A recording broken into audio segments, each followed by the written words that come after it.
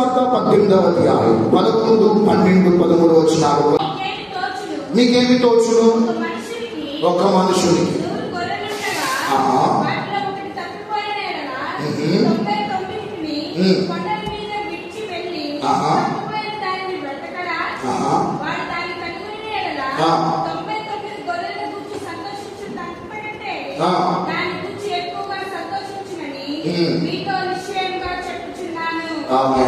దేవుడి వాక్యం జరిగిందా? చదవబడ్డ ఈ వచ్చిన భాగంలో స్వయంగా యేసు ప్రభు వారు మాట్లాడుతున్నామా, స్వయంగా ప్రభువే ప్రేమికులుగా తెలియజేస్తున్నటువంటి సందర్భం. ఏంటా సందర్భం అంటే, ఒక వ్యక్తికి 100 గొర్రెలు ఉన్నాయి అనుకోండి, దాంట్లో ఒక గొర్రె కనుక తప్పిపోతాయి, తక్కిన గొర్రెలన్నీ కొండల మీద వదిలిపెట్టేసి తప్పిపోయినటువంటి ఆ ఒక్కదాని గురించి ఏం చేస్తాడంటే వెతుకుతాడు. వెతికి ప్రేమికులుగా వెతికినప్పుడు ఆ వెతుకులాట్లో ఆ తప్పిపోయినటువంటి గొర్రె కనుక దొరికితే ఆ వ్యక్తి తన యొక్క అనుభవం ఎలా ఉంటుందని యేసు ప్రభు చెప్పారంటే సంతోషిస్తాడు, ఆనందిస్తాడు అని యేసు ప్రభు వారు ఆ చిన్న ఉపమానం దేవుడు తెలియజేయటానికి, చెప్పటానికి మరొక పరమార్థం ఉంది. అక్కడ ఉన్నటువంటి వారందరికీ మరొక సత్యాన్ని దేవుడు తెలియజేయడానికి ఆ ఉపమానాన్ని దేవుడు ఏం చేశాడంట, ఉపయోగించాడు. లేకుంటే ఆ ఉపమానాన్ని దేవుడు తెలియపరిచాడు. ఆ వ్యక్తి తప్పిపోయినటువంటి దాన్ని ఎప్పుడైతే ఆ దొరుకుతుందో ఆ వ్యక్తి ఎలా అయితే సంతోషిస్తాడో అని చెబుతూ ప్రభు చెప్పిన మాట ఏంటని ఆలోచన చేస్తే, ఆ మాట దేవుడు ఆ ఉపమానాన్ని వినియోగించడానికి గల కారణం ఏంటని ఆలోచన చేస్తే ఒక సత్యాన్ని దేవుడు తెలియజేయడానికి ఆ ఉపమానాన్ని వాడాడు. స్తోత్రాలు లేకుండా ఒకసారి ఇంకొంచెం దగ్గరగా హల్లెలూయా. శ్రద్ధగా ముందుకెళ్తా. యేసు ప్రభు బోధలు ప్రేమికులారా అమోఘమైనటువంటి బోధలే, అద్భుతమైనటువంటి బోధలు. ఈ భూమి మీద ప్రభు బోధ చేసింది కేవలం 3 సంవత్సరాలు మాత్రమే బోధ చేశాడు. ఎన్ని సంవత్సరాలు? 3 సంవత్సరాలు మాత్రమే బోధ చేశాడు. ఇప్పటికీ 2000 సంవత్సరాలు అవుతున్నప్పటికీ కూడా, 2000 సంవత్సరాలు ప్రేమికులుగా దాటిపోయినప్పటికీ కూడా ఇప్పటికీ యేసయ్య బోధలు అనేకుల్ని ప్రభావితం చేస్తాయి.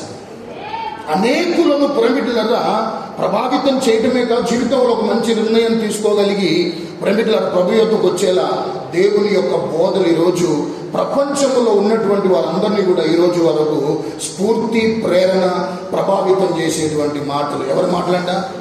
దేవుని మాటలు. సోదరులు లేకుండా ఒకసారి ఈ రోజు అత్యుత్తమైనటువంటి గురువు అంటే ఎవరు ఉన్నారు అంటే, అత్యుత్తమైనటువంటి బోధకుడు అంటే ఎవరు ఉన్నారు అంటే అది నీ యేసయ్యకి ఇవ్వచ్చు, అది నీ యేసయ్యకి చెందినటువంటిది. ఇంకా మరొకరికి ఎవరికి కూడా ప్రేమికులారా చెందనటువంటి ఒక చక్కటి ప్రేమికులారా గురువుగా, చక్కటి బోధకుడుగా ప్రథమ స్థానంలో యేసు ప్రభువుని మనం ఉంచవచ్చు. ఎందుకంటే ఆయన తెలియజేసే ఉపమానాలు కానీ, ఆయన చెప్పే ఏ మాటలైనా సరే కొన్ని ఆయన తన స్థాయికి తగినట్లుగా మాట్లాడితే మనకు అర్థం కావని, ఆయనకు తగినట్లుగా ఆయన ఆలోచించినట్లుగా ప్రేమికులారా ఉపదేశిస్తే, లేకుంటే ఏదైనా విషయాలు తెలియజేస్తే అవి మనకు అర్థం కావని దేవుడు చేసిన ఒక అద్భుతమైనటువంటి ఆ పరిచర్యలో దేవుడు ప్రేమికులారా వినియోగించినటువంటి విధానాలు చూస్తే ఆశ్చర్యం అనిపించింది. ఒక తెలవని విషయం మనకు తెలిసొచ్చే దాంతో మొదలుపెట్టి దేవుడు తను ఏ విషయం అయితే మనకు తెలియజేయాలనుకున్నాడో ఆ విషయాల్లో మనకు తెలియజేశాడు. హల్లెలూయా. తెలవని వినడా, తెలవని చాలా విషయాలు అవి అలానే చెప్తే నీకేం కావు, అవి నీకేం కావాలి? తెలియని విషయాలు నీ గనక ప్రేమికులు తన స్థాయికి తగిన ఆ యొక్క జ్ఞానానికి తగినట్లుగా మాట్లాడితే ఎవరికి అర్థం కావు.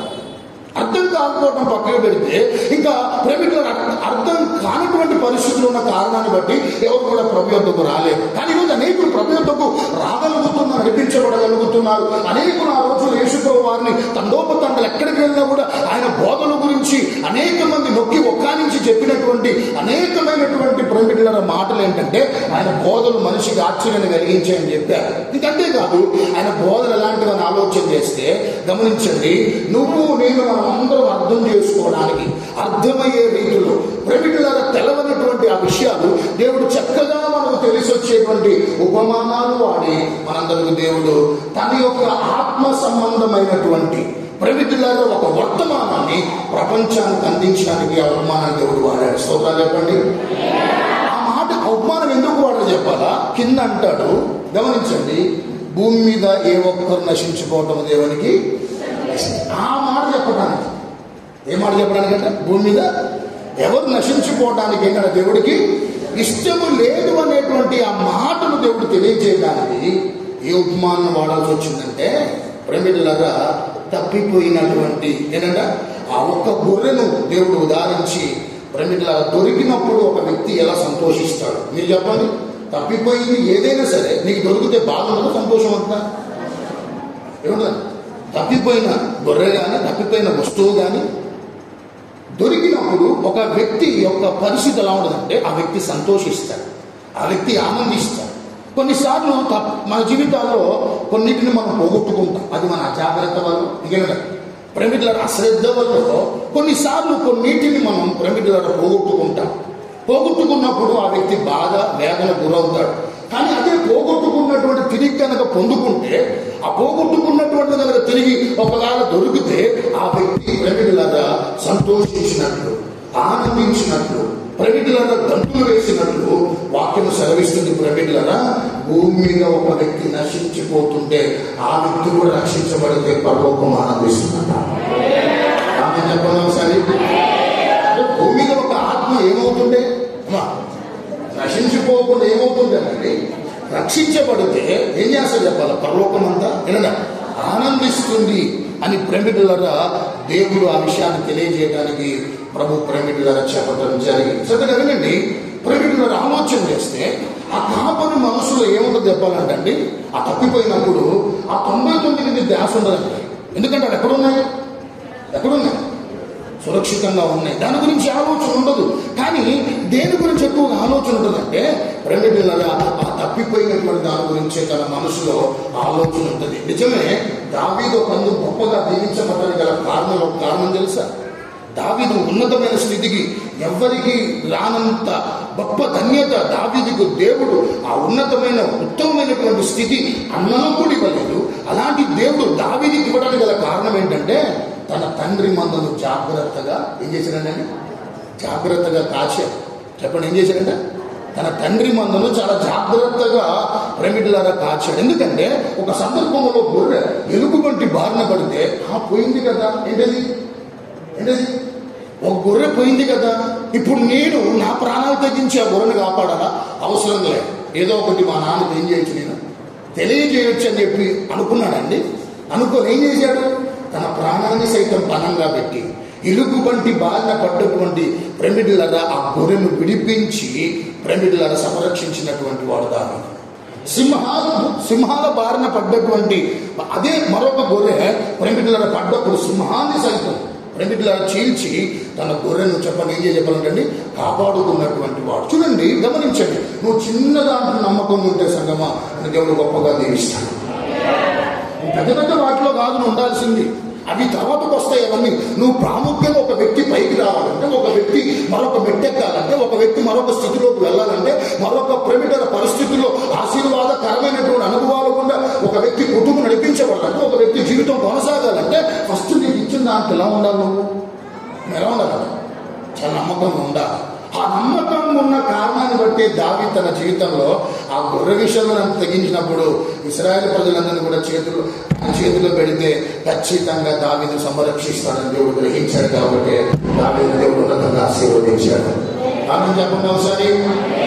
సంగమా, ఈ లోకానికి ప్రభు ఎందుకు వచ్చాడు తెలుసా? ఈ లోకానికి ప్రభు రావడానికి గల కారణం ఏంటో తెలుసా? చాలా మందికి తెలవక లోకంలో ఉన్నటువంటి వారు చెప్పే మాట ఏంటంటే యేసు ప్రభు ఎందుకు వచ్చారనంటే అన్నిలు చెప్పే మాట ఏంటి? ఆయన ఒక మతాన్ని స్థాపించడానికి వచ్చాడు, లేకుంటే ఒక ప్రాంత వాసులకు మాత్రం, ఒక దేశ వాసులకు మాత్రం వచ్చాడు. సర్వలోకానికి ప్రభు రాలేదని చాలా రకాలుగా చాలా మంది యేసు ప్రభు వారి యొక్క ప్రేమికులారా ఈ భూమి మీద రావడానికి గల కారణాలు ఏంటో తెలవక చాలా మంది అజ్ఞానంగా మాట్లాడేటువంటి వారు ఉన్నారు. కానీ యేసు ప్రభు వారు ఎందుకు వచ్చారు ఈ లోకానికి అని ఆలోచన చేస్తే ప్రేమికులారా నశించిపోతున్నటువంటి మనను వెతికి రక్షించడానికి చెప్పండి ఒకసారి. అందుకే యేసు ప్రభువు వారు కలవరి శిలువలో ఆయన తాను ఏం చేశారని ఆలోచన చేస్తే తన యొక్క ప్రేమికులగా ప్రాణాన్ని ప్రయోజనంగా మన కొరకు ఏం చేశారంట ప్రేమికులను అర్పించారు. యేసు క్రీస్తు యొక్క శిలువ మరణం కేవలం ఈరోజు రక్షించబడ్డ వారికి మాత్రమే కాదు, ప్రభువును తెలుసుకున్నటువంటి వారికి మాత్రమే కాదు, ఒక ప్రాంతంలో నివసిస్తున్నటువంటి ప్రజలకు మాత్రమే కాదు, ఒక దేశానికి సంబంధించినటువంటి ప్రజలకు మాత్రమే కాదు. ఆయన శిలువ మరణం ప్రపంచంలో ఉన్న సర్వమానవాళ్ళందరి కొరకు యేసు ప్రభువు వారు ఏం చేశారంటండి మరణించాడు. ఎందుకు మరణించాడని ఆలోచన చేస్తే ప్రజలు భూమి మీద చెప్పండి ఏమవుతున్నారంటండి నశించిపోతున్నారు. నశించిపోకూడదని, ఆ నశించిపోయే పరిస్థితుల్లో ఉండకూడదని, ఆ నశించే ఆ పరిస్థితులు ప్రేమికులారా మనుషుడికి రాగల కాలంలో ఉండకూడదని యేసు ప్రభువు వారి లోకానికి వచ్చి ప్రేమికులు నశించిపోతున్న అందరి కొరకు ఆయన కలవరి శిలువలో మరణించడం జరిగింది. హల్లెలూయా, హల్లెలూయా. ఆ దేవుడు ప్రేమికులారా మన కొరకు ఆయన ప్రేమికులారా వచ్చి ఆ కలవరి శిలువలో మరణించడం ద్వారా మనం అందరం ఈరోజు రక్షించబడ్డాం. చెప్పండి ఎవరు మనందరం ఏం చేయబడ్డామండి రక్షించబడు మార్గంలోకి వచ్చాం. ప్రభుని రోజు మనం తెలుసుకున్నాం, ప్రభుని రోజు మనం వెంబడిస్తున్నాం, ప్రభుని ప్రేమికులారా ఈ రోజు మనం ఆరాధిస్తున్నాం. ఆయన కలిగి మనం ఈ లోకంలో బ్రతుకుతున్నాం గల కారణం ఏంటంటే నశించిపోతున్న మన దేవుడు ఏం చేశాడంటే వెతికి రక్షించాడు కాబట్టి. హల్లెలూయా, ఇంకొంచెం హల్లెలూయా. చాలా మంది శారీరకంగా చాలా రకాలుగా తప్పిపోతున్నారు. ఒక తిరునాళ్ళలో రద్దీగా ఉన్న ప్రాంతంలో చాలా మంది అలా తప్పిపోయేటువంటి వారు ఉన్నారు. పోలీస్ స్టేషన్లు అక్కడక్కడ బస్ వెనకాల ట్రైన్స్ మీద కూడా ఇగో పలానా వ్యక్తి ఫోటో పెట్టి ఈ వ్యక్తి తప్పిపోయాడు అని చెప్పి కొన్ని ఆనవాళ్ళు కూడా ఏం చేస్తారంటే ప్రేమికులను పెడుతూ ఉంటారు. ఎక్కడైనా మీకు దొరికితే ఆచూకీ కనుక తెలిస్తే దయచేసి ఈ నెంబర్కి ఏమంటే చెప్పాలా ఫోన్ చేయండి, సంప్రదించండి అని ప్రేమికులను చెప్పటం అనేది మనం చూస్తూ ఉన్నాం. అంటే శారీరకంగా కొన్నిసార్లు మనిషి ఏమవుతున్నాడు ఆలోచన తప్పిపోతున్నాడు, ఎగ్జామ్లో తప్పిపోతున్నాడు, ఇంటర్వ్యూలో తప్పిపోతున్నాడు, చాలా విషయాలలో ప్రేమికుల వ్యక్తి తప్పిపోతున్నాడు. దానితో పాటు ఈరోజు ఆధ్యాత్మికంగా కూడా ఒక దేవుని ఎరిగిన కుమారుడు, దేవుని ఎరిగిన కుమార్తె రక్షించబడ్డా కూడా, ప్రభుని తెలుసుకున్న తర్వాత కూడా, ప్రభు శిలువ మరణాన్ని గురించి అవగాహన వచ్చిన తర్వాత కూడా, వాక్య విలువలు తెలిసినాక కూడా, దేవుడు మార్గాల్లోకి వచ్చినాక కూడా, ఈ విధానంలో దేవుడు నడిపించబడమని చెప్పినప్పటికీ కూడా దేవుని ఎరిగినటువంటి వారు ఆధ్యాత్మికంగా తప్పిపోతున్నటువంటి వారు లేకపోలే క్రైస్తవ సమాజంలో. హల్లెలూయా. ఇంకొక చక్కటి క్లాసికల్ ఉదాహరణ చెప్పనండి. బైబిల్లో తప్పిపోయిన కుమారుడు ఉన్నాడు. అతను తెలిసి తప్పిపోయాడా తెలవకుండా తప్పిపోయాడా? తెలిసే. ప్రేమికులారా తెలిసి తప్పిపోయినటువంటి సందర్భం, తప్పిపోయిన కుమారుడు జీవితాన్ని మనం చూస్తున్నాం.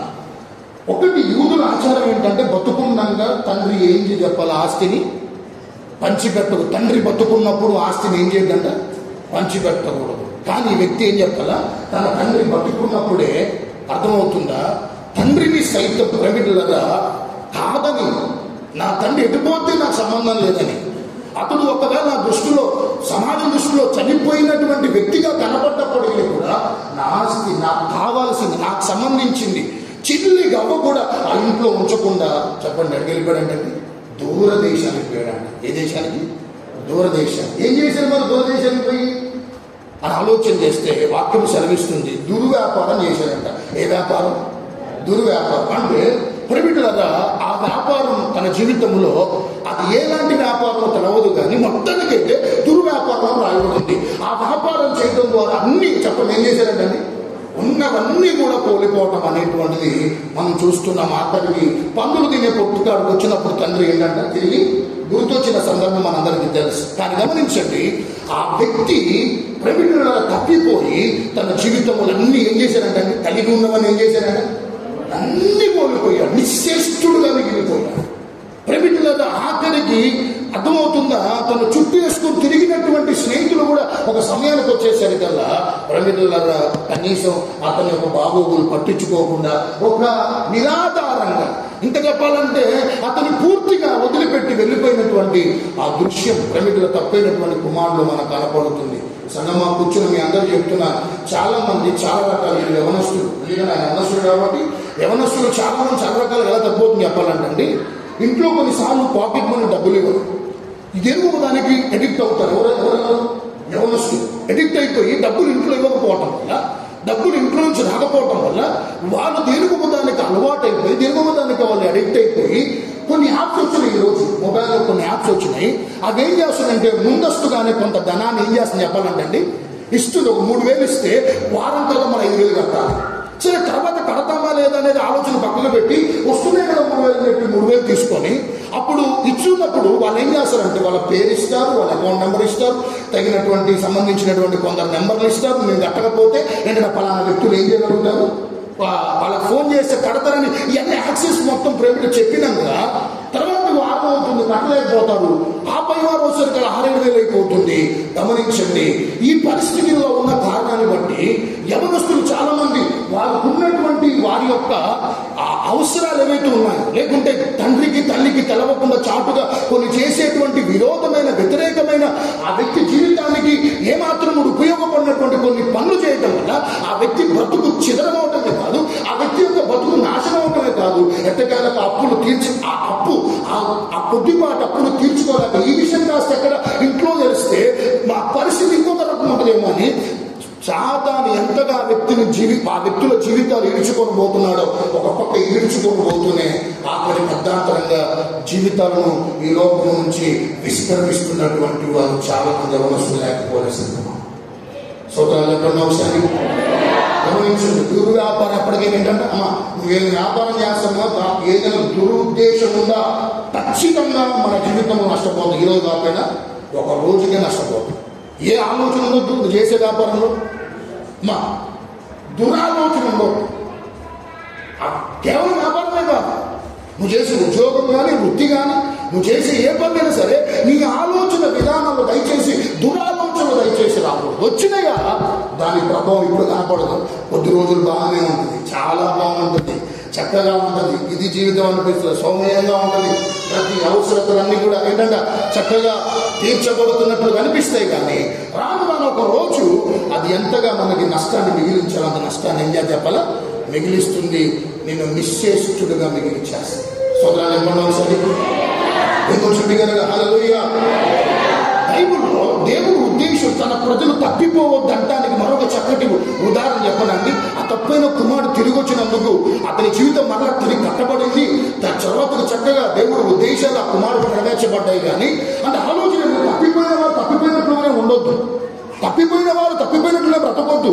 దేవుడు ఆలోచన ఏంటంటే ఖచ్చితంగా ఎప్పటికైనా ఒక రోజు చేస్తున్నటువంటి ఆ క్రియలు, ఆ పనులు, ఆ వ్యక్తి సరైనటువంటి విధానాలు ఉన్నాడా లేదా, ఆ వ్యక్తి జీవితం సరిగ్గా ఉందని తప్పిపోతున్నాడా లేకుండా సరైనటువంటి విధానాలు ఉన్నాడా అని ఏదో ఒక రోజు ఆత్మ పరిశీలన చేసుకుని నేను చేస్తున్న సరైనది కాదని గ్రహించడానికి ప్రేమికులారా దేవుడు ఎన్నో అవకాశాలు ఇస్తున్నప్పటికీ నువ్వు సరి చేసుకుని తిరిగి రాకపోతే చాలా భయంకరమైన పరిస్థితులు ఉంటాయి. తిరిగి వస్తే మాత్రం ఎంత పోగొట్టుకున్నావు అంత తిరిగి ఇవ్వగలుగుతాను. ఆమె చెప్పండి ఒకసారి. హెస్కేలు గ్రంథం మరొక మంచి మాట గురించి ముందుకు వెళ్తాను. హెస్కేలు 34వ అధ్యాయం 6వ వచనం. హెస్కేలు గ్రంథం 34వ అధ్యాయం 6వ వచనం. నేను వెతుకుదును,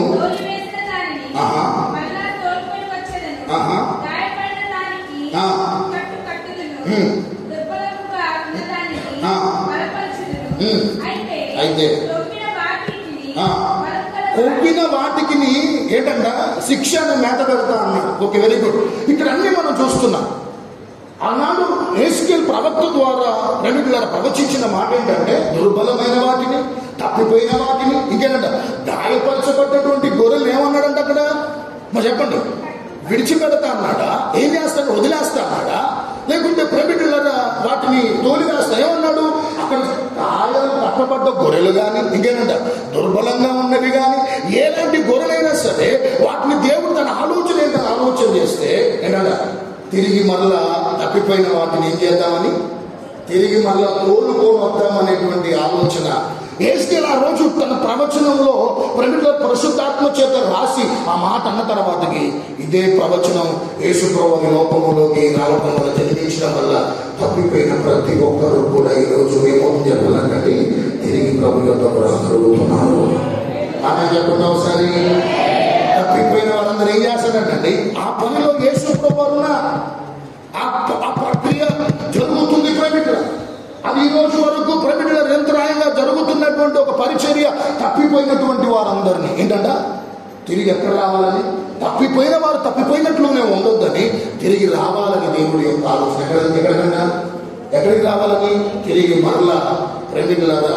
అందుకని యేసు ఈ లోకానికి ప్రేమికులు రావడానికి గల కారణం ఒకటి, ఆయన ప్రేమికులారా తప్పిపోకుండా ఒకవేళ ప్రజలు గనక ఉంటే యేసుప్రభువు రావాల్సిన అవసరం లేదు. ఎందుకు వచ్చాడు ఈ లోకానికి అని ఆలోచన చేస్తే మనిషి నడిచే బాట సరైన బాట కాదు, మనిషి జీవించే విధానం సరైనటువంటి జీవితం కాదు. అతను ఎక్కడికి తీసుకెళ్తుంది, ఎటువైపుకు తీసుకెళ్తుంది, ఆ మార్గం, ఆ ఆలోచనలు, ఆ విధానాలు, ఆ యొక్క నడవడిక ఒక వ్యక్తిని ఎటువైపు తీసుకెళ్తుందని ప్రభు గ్రహించి అటు వెళ్ళకూడదని తన గమ్యాన్ని, తన దిశను మార్చడానికి యేసుప్రభువు స్వయం ఈ లోకానికి వచ్చి ప్రైవేట్లాగా దారి తప్పిపోయిన మనందరినీ ప్రభు ఏంటంటే తన మార్గంలోకి ప్రభు మనల్ని నడిపిస్తున్నాడు. ఆమె చెప్పండి ఒకసారి. మనం నడిపించబడ్డాను, ఇంకా అనేకులు ప్రభు నడిపించబోతున్నాడు. ఆమె చెప్పండి ఒకసారి. అది కూడా ప్రశ్న ఏంటంటే తలపై కట్టండి, తప్పిపోయినా మనల్ని దేవుడు ఏం చేశాడు? మనల్ని తిరిగి తీసుకొచ్చాడు, రక్షణ ఇచ్చాడు, సంఘంలో చేయించాడు, సావాసం ఎదగమని చెప్పాడు, వాక్యక్రమాలు ఎదగమని చెప్పాడు, వాక్య ఉద్యోగం నడిపించబడమని చెప్పాడు. చెప్పినటువంటి ఆ దేవుడు ప్రేమికులారా మన భక్తిలో ఏ విషయాల్లో తప్పిపోకూడదో ప్రభు మనతో చాలా మంది తప్పిపోతున్నారు ఆత్మీయంలో. అదేంటి త్వరగా మేము ముందుస్తాను ప్రేమికులారా. వాటి విషయంలో ఒక్కసారి మనం ఆత్మ పరిశీలన చేసుకుని ముందుకెళ్తే చెప్తున్నాను సంగమా, దేవుడు మనల్ని నిశ్చయముగా ఏ ఉద్దేశం కొరకైతే మనం నశించిపోతున్న మనల్ని వెతికి రక్షించాడో ఆ ఉద్దేశం నీ పట్ల నెరవేర్చబడుతుంది. కొన్ని ప్రాంతాల్లో కొన్ని జంక్షన్లు ఉంటాయి. ఆ జంక్షన్ చెప్పగానే మన వెంటనే అది ఎక్కడుందో మనకి ఏంటంటే అర్థమైంది. ఇప్పుడు జంక్షన్ పేరు చెప్తే అక్కడ ఏమున్నాయో, అక్కడికి ఎలా వెళ్ళాలో ఆ వ్యక్తికి ఏంటంటే ఒకరు చెప్పకుండానే ఆ వ్యక్తి ఏం చేయొచ్చు, అక్కడికి వెళ్ళిపోవచ్చు. అయితే ఒక సంఘటన జరిగింది. ఏంటి ఆ సంఘటన అంటే, ఒక చిన్న బాలుడు, ఒక సుమారు 6 లేక 7 సంవత్సరాలు ఉంటాయి, తల్లిదండ్రులు ప్రైవేట్లను పట్టుకొని వెళ్ళారట. ఎక్కడో మొత్తానికైతే తల్లి చేయి విడిచిపెట్టారో మొత్తానికైతే విడిచిపెట్టేసరికల్లా ఆ తల్లిదండ్రులు ప్రైవేట్లో ఆదమని చెల్లిపోయారు. ఆ కుమారుడు అక్కడే ఉండిపోయాడు.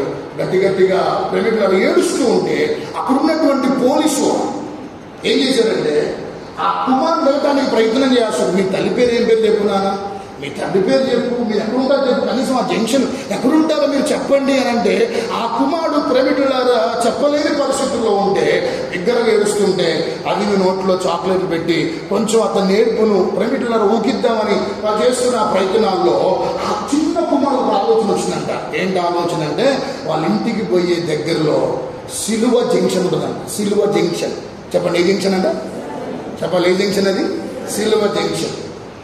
వెంటనే ఆ బాలుడికి అంకుల్ ఒక ఆలోచన వచ్చింది. మీ ఉంటున్న ప్రాంతం దగ్గరలో ఒక జంక్షన్ ఉంది, దాన్ని క్రాస్ జంక్షన్ అంటారు. ఆడికి వెళ్తే నేను ఎక్కడికి వెళ్ళిపోవాలి, త్వరగా నేను వెళ్ళిపోతాను, అయినా నేను గుర్తుపడతా, మేము ఎక్కడుంటున్నామో నేను గుర్తుపడతా అని చెప్పి అన్నప్పుడు వెంటనే పోలీసు వాళ్ళకు కూడా పలానా చోటున్నది అని చెప్పి పిల్లగాని తీసుకెళ్తే వెళ్ళిన మరుక్షణమే అప్పటిదాకా చేపట్టుకొని వచ్చినటువంటి ప్రేమికులారా ఈ చిన్న బాలుడు వెంటనే 2 పోలీసు వాళ్ళు చేతి విడిచిపెట్టి పరుగోమని వాళ్ళ ఇంటికి వెళ్ళిపోయి ఇదే సార్ మహిళని చెప్పాను.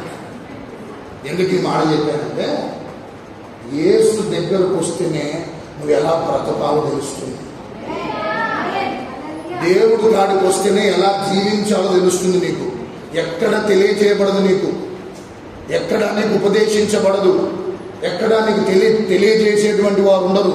నీ జీవితం సవ్యంగా సాగాలన్నా, చక్కగా జీవితాన్ని నడిపించుకోవాలన్నా, ఒక గమ్యం అంటూ నువ్వు కలిగి ఏంటంట నడిపించబడాలన్నా, ఒక ఆశయాలతో ముందు కొనసాగాలన్నా, శ్రేష్టమైనటువంటి ఉద్దేశాలతో నడిపించబడాలన్నా దయచేసి గమనించండి. సిలువ దించిన కాడికి వచ్చిన ఒక వ్యక్తి యొక్క జీవితం పరమార్థం తెలుస్తుంది. లోకంలో చాలా మంది అడగండి, మీ గమ్యం ఏంటండి, మీ గురి ఏంటంటే, ఏమండి మా మీకు ఉంటున్నాం అంటే ఉంటున్నాం, తింటున్నాం అంటే తింటున్నాం, మా తల్లిదండ్రులు స్కూల్ పంపితే వెళ్తున్నాం, కాలేజీకి వెళ్ళకుండా వెళ్తున్నాం, చదువుతున్నాం అంతే. తర్వాతకి ప్రేమికులలో వారికి ఒక గమ్యం, ఒక గురంటూ ఏం లేదు. కానీ గమనించండి, దేవుడు సన్నిధానం చెప్తున్నాను, ఈరోజు గమ్యం అంటూ తెలియజేయబడింది ఎవరి ద్వారా చెప్పాలా? ఈరోజు ఒక గురంటూ ఉందని తెలియజేయబడింది ఎవరి ద్వారా ఆలోచన చేస్తే అసలు ఈ బ్రతుకు పరమార్థం అంటూ తెలియజేసినటువంటి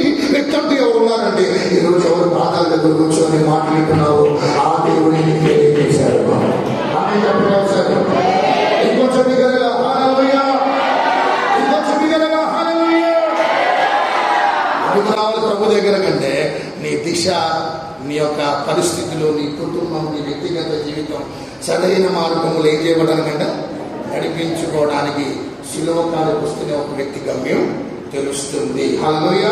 అయితే బైబిల్ నీకు నాకు అందరికీ యోబులా మంచి మనసు ఉండాలంటే ఏంటా మనసు అంటే, యోబుకున్న మనసు ఒక మాట ముందుకెళ్ళి ఏ విషయాలు దేవుని మీద తప్పుకోకూడదో, దేంట్లో తప్పుకోతున్నాం విషయాల తర్వాత నేను ముగించేస్తాను. యోబు గ్రంథం 6వ అధ్యాయం 24వ వచనం ఒకసారి చూద్దాం. యోబు గ్రంథం 6వ అధ్యాయం 24వ వచనం. నాకు ఏం చేయ ఉపదేశము చేయము, నేను మౌనిగా ఉంటాను. ఏ విషయమందు నేను తప్పిపోతున్నా అది నాకు తెలియజేయదు. ఎవరంటున్న మాట ఇంట? యోబు అంటున్న మాట. ఏమంటున్నాడు?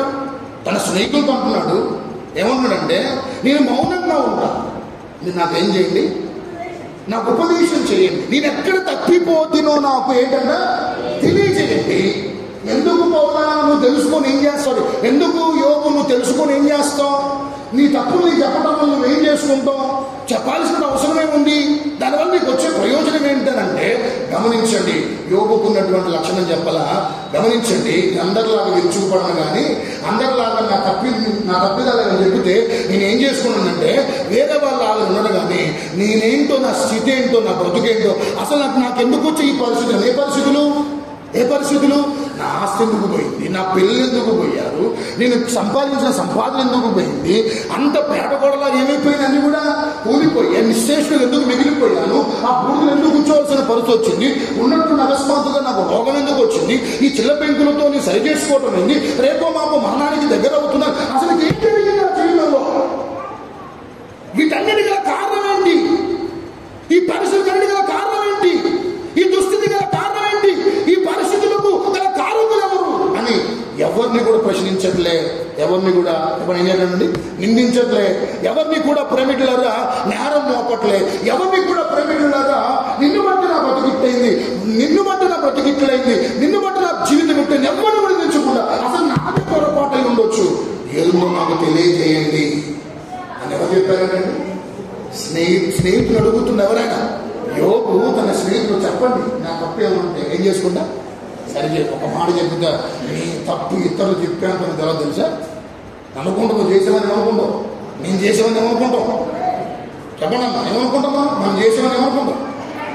కరెక్ట్, పర్ఫెక్ట్, నువ్వు నాకు చెప్పాల్సిన ఏంటంటే అవసరం లేదు అని కొన్నిసార్లు ఇంట్లో వాళ్ళకు కొన్నిసార్లు చెప్పడానికి ప్రయత్నం చేస్తే వారి మీద విరుచు కొడుతున్నావే, వారి మీద రెండలేస్తున్నావే, వారిని కొన్నిసార్లు దుర్భాషలాడుతున్నావే, నువ్వు నాకు చెప్పాల్సినప్పుడు అవసరం అని చెప్పి వాళ్ళు ప్రేమికులాగా నీ క్షేమం కోరి నువ్వు ప్రేమికులాగా ప్రయోజనకరమైన పరిస్థితుల్లో ఉండాలని ఇప్పటికే నీ ఆ యొక్క తొందరప నిర్ణయాల వల్ల నువ్వు నీ జీవితంలో ఎంత నష్టపోతుండే అది చలించలేక ఇంట్లో ఉన్న పిల్లలు లేదా ఇంట్లో ఉన్న భార్య భర్త చెబుతుంటే వాళ్ళ మీద ఏం చేస్తుంది చెప్పాలమా? ఏడ్చుకోబోతున్నా. అందువల్ల కొన్నిసార్లు కుటుంబ స్థితిగతులు సెట్ అవ్వట్లేదు, అందుకు పరిస్థితులు కొన్నిసార్లు సెట్ అవ్వట్లేదు, సరైన మార్గంలో పరిస్థితులు రావట్లేదు, నీ ఇబ్బందులు తొలగిపోవట్లేదు, నీ కష్టకాలం తొలగిపోవట్లేదు, నీ గడ్డు సమస్యలు తొలగిపోవట్లేదు, నీకున్న పట్టుకులు తొలగిపోవట్లేదు, నేను బాధిస్తున్న అనారోగ్యం తొలగిపోవట్లేదు, నేను భక్షిస్తున్నటువంటి తీవ్రమైన మానసికమైనటువంటి ఒత్తిడి నుంచి కొన్నిసార్లు మనం ఏం చేయలేకపోతున్నాం. ఏమంటున్నాడు? ఎందుకు వచ్చి నాకు అర్థం కావట్లేదు, నాకు తెలవదు, ఏదైనా తప్పిదం నాలో కనపడి చెప్పండి, నేనేం చేసుకుంటాను? చెప్పండి, ఏం చేసుకుంటాను? క్రైస్తవ జీవితం నిజంగా పరిపక్వం చెందిన క్రైస్తవుడు అంటే గమనించండి, ప్రభు కాడికి వస్తే ప్రతి ఒక్కరు కూడా ఏం చెప్పాలంటే అండి, నేను ఎప్పుడు చెప్తున్నాను, దేవుని సన్ అంటే సెల్ఫ్ ఎగ్జామినేషన్ సెంటర్. ఏంటంట? సెల్ఫ్ ఎగ్జామినేషన్ సెంటర్ అంటే ఇక్కడ నువ్వు సరి చేసుకోవాల్సిన సరి చేసుకుంటేనే దారులు తెరవబడతాయి. నీ తప్పిదాలు నీ జీవితంలో ప్రేమికుల వాక్యం ద్వారా కానీ దర్శనాల ద్వారా కానీ కళ ద్వారా కానీ ప్రభు కొన్నిసార్లు నీతో మాట్లాడుతున్నప్పుడు నీ జీవితాన్ని ప్రభు ప్రేమికుల సరి చేయడానికి దేవుడు మంచి ప్రణాళికలకు అడ్డుగా ఉన్న నీ ఆటంకాలు గల కారణం, నీ బలహీనత గల కారణమని దేవుడు కొన్నిసార్లు ఇంట్లో వారిని ఎవరినో ఒకరు ప్రేరేపించే దైవ సేవకుల యొక్క నోటి నుంచి మాట్లాడుతున్నప్పుడు సరి చేసుకోగలిగే యోబు లాంటి మనసు మనకు అందరికీ ఉండను కాదు. అట్లా మనసు ఉంది కాబట్టి దేవుడు యోబును మరలా పరిశీలన ఏం చేసినట్టు చెప్పండి, పరిశీలన ఏం చేసినట్టు మరలా పరిస్థితులన్నీ తారుమారు చేశాడు సంగమా. ఇప్పటికి మించిపోయింది ఏం లేదు. నువ్వు ప్రభు యొద్దకు చెయ్యా. ఎక్కడ తప్పిపోయావు ఏంటి తెలియజేయ, ఎక్కడ పడిపోయావు నాకు తెలియజేయ. ఈ రోజు మీ కుటుంబ పరిస్థితులు గల కారణం ఎవరెవరో కాదు. ఒకవేళ నువ్వే కీలకమైన వ్యక్తివైతే ఎందుకు ప్రభు దగ్గర ఒప్పుకోకూడదు? ప్రభు ఏమన్నాడండి? అతిక్రమాలు ఏం చేసినవాడు? తప్పుకున్నవాడా? ఏమన్నాడండి? అతిక్రమాలు ఏం చేసినవాడ? ఒప్పుకొని దాన్ని ఏం చేసినవాడ? విడిచిపెట్టిన వారు ఏం చేయబడతారంటే దేవుని చేత వరదిగుతారంట. సోదరులు చెప్పండి ఒకసారి. నువ్వు ఒప్పుకుంటుంటేనే దేవుడు ద్వారాన్ని కొరకు ప్రభు తెలుసునుగాక. ఒకటి, విశ్వాసం తక్కువకూడదు. రెండు, ఏంటంటే తొందరపాటు ఉండకూడదు. ఉదాహరణ చెప్పిన బైబిల్ ముగిచ్చేస్తాను అన్నాడు. కరువు అందరికి వచ్చిందా? కేవలం నయ్యుడికి ఒకదానికి వచ్చిందా? కరువు నయ్యుడికి ఒకదానికి వచ్చిందా? అందరికి వచ్చిందా? బెత్లెహేములో వచ్చిందా? అందరికి వచ్చింది. రైట్. ఇప్పుడు ఏం చేసింది? అక్కడ అందరూ అదే పరిస్థితుల్లో ఉన్నారు, అదే ఇబ్బందుల్లో ఉన్నారు. కానీ ఈమె తన జీవితంలో తొందరపడి ఏం చేసిందని ఆలోచన చేస్తే ఈ ప్రాంతాన్ని విడిచిపెట్టి, ఏ ప్రాంతాన్ని? బెత్లెహేము విడిచిపెట్టి, అప్పుడు మోయాబు పరిస్థితి బాగుంది, అది వెళ్ళిపోదాం అనుకొని ప్రైవేటులారా నిర్ణయించుకొని వెళ్ళిపోయి తొందరపడి ఆలోచన చేస్తే, అంటే ఆ ఆలోచన నేను చెప్పి ఉపవాసాలు చెప్పే శనివారం ఇక్కడుంటే ఖచ్చితంగా చచ్చిపోతాం అనుకున్నారు. లేకుంటే బెత్లెహేములో చచ్చిపోతాం అనుకున్నారు. కానీ జరిగింది చెప్పాలా? వీళ్ళు ఇక్కడ బెత్లెహేములో ఉన్న వారు సురక్షితంగా ఉన్నారు. ప్రైవేటులారా మోయాబు దేశానికి వెళ్ళిన వారే చెప్పాలని చనిపోయారు. ఆమె తన జీవితంలో మోయాబులో ఒక స్త్రీ ఎన్ని రకాలు కోల్పోయి, అన్ని రకాలు కోల్పోయింది. ఎవరమ్మా? ఎవరమ్మండి? అయ్యో, ఎక్కడికి పోయి? అమ్మ ప్రాంతం మంచిది కాదంటే, లేదు బాగుంది ఆ ప్రాంతం, అక్కడ ప్రజలు ఇట్లమ్మంటే అవసరం లేదేం కాదు అనుకోని ప్రైవేట్ హెస్టీ డిసిషన్, తొందరగా నిర్ణయం తీసుకొని మొట్ట చదువుకొని ఇక్కడ కొంత పోగొట్టుకున్నా అక్కడ పోయి సర్వం కోల్పోయింది. ఎక్కడ పోయి? మోయాబు దేశం. సంగమా, తొందరపడి ఆమె తీసుకున్న నిర్ణయాన్ని బట్టి ఒక స్త్రీ జీవితంలో ఎన్ని రకాలు నష్టపోవాలి, అన్ని రకాలు ఏమైపోయింది కదా నష్టం.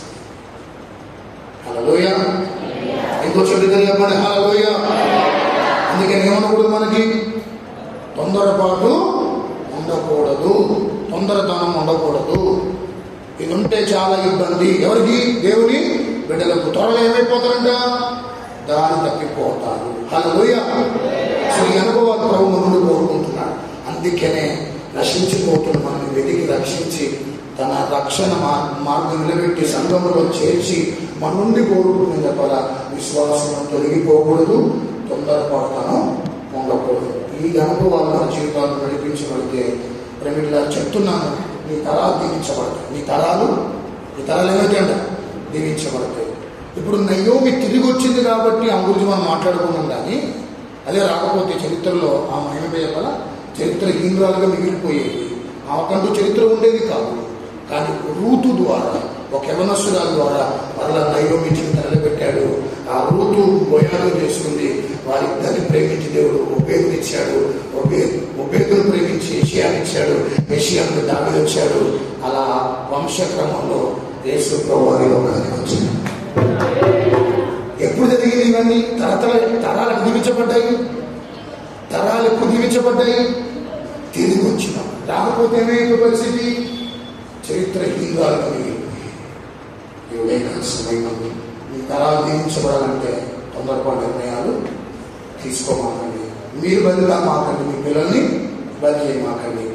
ఇలాంటి అనుభవాలు మనందరూ ఆధ్యాత్మిక జీవితంలో ప్రభు దయచేసి దీవించడం కాక కళ్ళు మూసుకోవడం.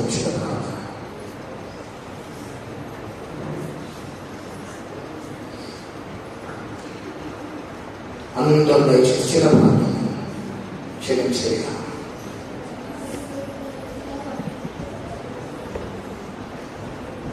ఉండవలసిన దాంట్లో మాకు లేదయ్యా తొందరపాటు, ఉండకుండా వాటిలో ఎక్కువగా ఉన్నాయా, దయతో క్షమించిన.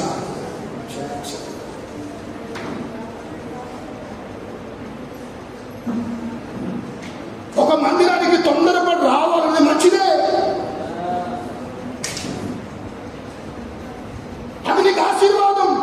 అది నీకు దీవెన.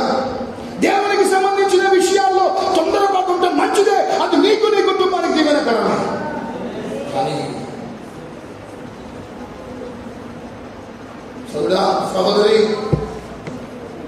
కొందరు మందిరం విషయంలో కూడా తొందరపాటు లేదు. వదుకు తేబడిన గొర్రెపిల్ల వస్తున్నారు చాలా మంది దేవుడి మందిరానికి. ఈరోజు కష్టంగా వస్తున్నారు, ఇబ్బందిగా వస్తున్నారు.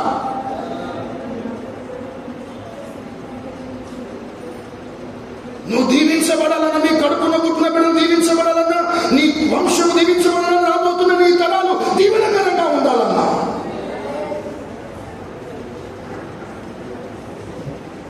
తొందరపాటు నిర్ణయం చేయమని ఇప్పటికే చాలా నష్టపోయి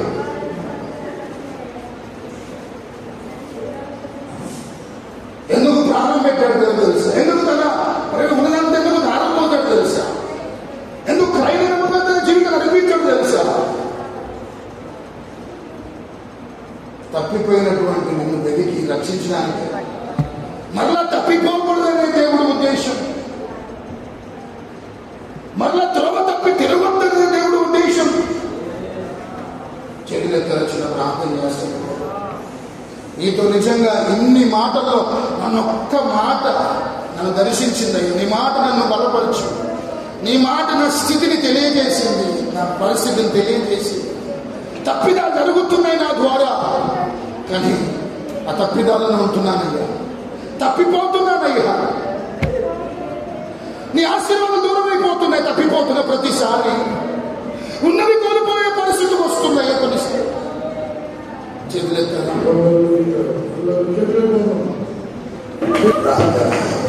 దేవా తప్పిపోతున్నాను, జీవితంలో నష్టపోతున్నాను, జీవితంలో ఇబ్బంది పడుతున్నాను, శ్రమల పాలవుతున్నాను, కష్టాల పాలవుతున్నాను అయ్యా.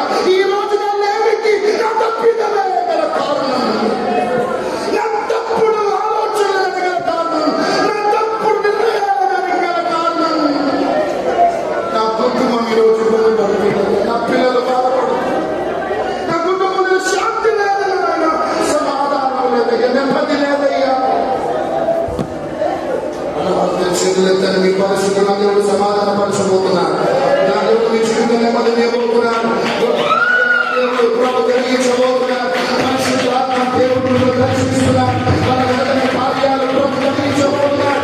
ఈ దుఃఖములు దేవుడు కలిగించబోతున్నాను, ఈ ప్రతిబంధకులు కలిగించబోతున్నాను, ఈ సమస్యలు కలిగించబోతున్నాను. ఈ పట్ల కలిగించుగాక. తప్పిపోతే ఒక్కసారి వచ్చాను, ఇక మళ్ళీ అంతకుముందు తప్పిపోయినట్టు తప్పిపోతుంది. ఏ విషయం తప్పిపోతుంది? నీ ఆలోచనలే శాశ్వతంగా ఉంటాయి, నీ ప్రణాళికలే శాశ్వతంగా ఉంటాయి, నీ ఉద్దేశాలు అవి నెరవేర్చబడాలంటే తప్పిపోకూడదు. విశ్వాసం తప్పిపోకూడదు. తొందరపడటం అనేది మంచిది కాదు అన్నమాట. యోగుల ఎక్కడ తప్పిపోయాను నాకు సాక్షి అనుభవం అబ్బాయి. ఎవరు మీరు కాదు, ఎవరిని నిందించాల్సి, ఎవరినో నేర స్థాపన చేయకుండా నేనే నా బ్రతికే దాని కారణం నా కుటుంబ స్థితిగతులు పొందుకుని విశ్వాసం ఎదురైనటువంటి అనేక జీవితాలు చేసిన కార్యం తొందరపడుకునేదాన్ని చేసేదానిలో కనిపెట్టి ఈ కార్యాలు ఉన్నతంగా పొందుకోగల అనేక తరాలకు ఆశీర్వాదకరంగా ఉన్నటువంటి వారు జీవితంలో సాధించాలి. ప్రతి కన్నీరు నాట్యులుగా మార్చి ఒక అద్భుతం చేయమని, ఈ సమస్యలు వచ్చాక మీకు తెలిసి ఏ నాలుగు వచ్చారు అందరి పట్ల గొప్ప కార్యక్రమం యేసు నామములో అడిగి ఉంటున్నాను.